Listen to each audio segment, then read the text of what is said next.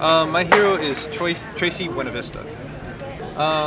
For me, Tracy has really inspired me in many ways. Right now, she's been very impactful in me pursuing grad school, because I've been thinking about it for a long time, and she's the one that really pushed me to do it.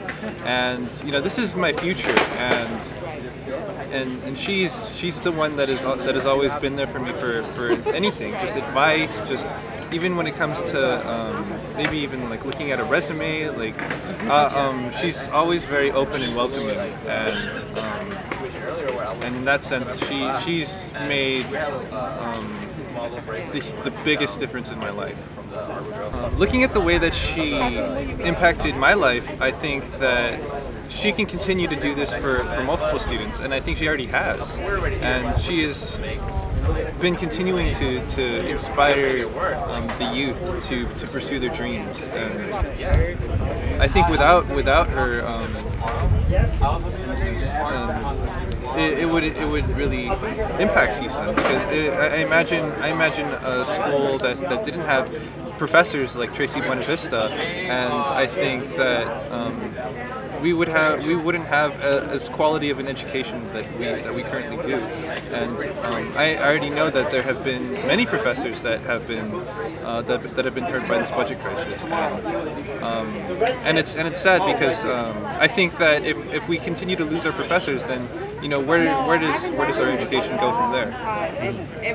Well, Tracy is she's a very critical professor. She's critical in many ways, and I think that to ethnic studies she's contributed a lot. And even though she's a young professor, she has opened my mind in many ways, and I think that I relate to her, and so in terms of how she has enhanced our community, she has been a driving force for getting students to be conscious and critical about the way they view themselves as people of color, and the way that they view themselves as students. She's supported. Well, Tracy has been very. She's actually the academic advisor for Asian American Studies, so she's always open to just meeting with any student in the department, and any student that wants to be part of the department. And she's a very welcoming individual, and because of that, she does a lot of collaborative work with other ethnic studies departments. So right now I'm taking a class called the Mexipino Experience, and she's teaching that class. And myself, I am someone that is Mexipino. So the fact that she has a class that is catered to not just a small demographic, but a class that studies me personally, and a class that studies the comparative ethnic studies element of our campus, of our community, the way that Filipinos and Mexicans both interact. It's very groundbreaking, because it's the first class of its kind in the nation, and it's a step toward building a community not just around Asian Americans, but a community of Asian Americans and the broader ethnic community, and we have Mexicans, we have well, because I'm speaking more in terms of Chicano studies and Central American studies, and American Indian studies, and how our struggles are very interconnected, and Black and African American studies too, and how our struggles are interconnected, and how we can begin to battle inequality. And so this is something that I've learned from her, and a lot of even the way I talk is just highly influenced by the way that she's taught me. The fact that I can now speak with more authority, with more intelligence, that's really a gift that she's given me, and that she's opened me up to. My name is Darren Esparza, and I'm a junior here at CSUN. I'm a communication studies major, and I'm doing a minor in Chicano and Chicano studies. First class I took, Chicano studies '97. I had no idea what class I was about. It was a writing class, it was a remedial writing course, and that just I felt like just opened the doors along that class, as well as my my culture anthropology course. So to name some professors, Professor Cheeks from the Chicano Studies Department, Professor Sheld from Culture Anthropology, Professor Gett from Central American Studies, Professor Moreno from Chicano Studies, Professor Ratcliffe from Pan-African Studies, Professor Valadez from Chicano Studies, Professor Gallo from Chicano Studies. I may have just mentioned him. Oh my gosh, I don't even know where to stop. Let's see. Professor Dungy from Political Science, Professor Picarelli from Communication Studies, Professor Rabizida from Communication Studies,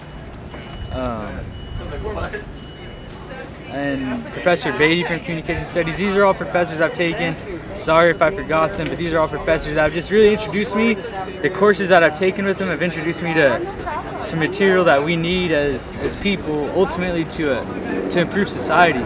Because I felt like growing up, I always knew something was wrong as a child, seeing these commercials of children starving in different countries, and I just always thought to myself, you know, why are these realities existing? And I just never knew the answers, and that's what higher education has introduced me to unfortunately the human captivity that we produce among others to really hold people captive in those situations, as well as our own captivity, personal captivity among race, social classes, styles, various subcultures, and ultimately like the different courses, ideas, ideologies, and critical examination of society as well as myself. That's what these have helped to alleviate. They made society, our society, very understandable, because before it was understandable through stereotypes. The stereotypes of social confinement is labels, and luckily I've taken numerous courses that just really enhance my understanding of social flaws in society, and to really strive for social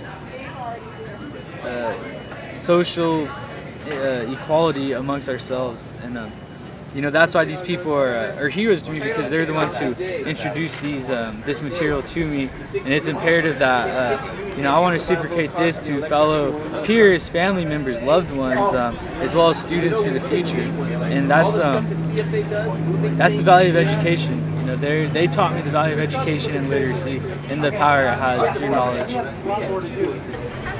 So I mean, like I said, you know, they not only introduced me to various ideas and concepts, but they were also they helped me as a student and person fully recognize our full potential as humans, for my individual potential as well as others. I feel like that's what education does, and that's the power they have as professors. They enable students to recognize that full potential and not settle for less.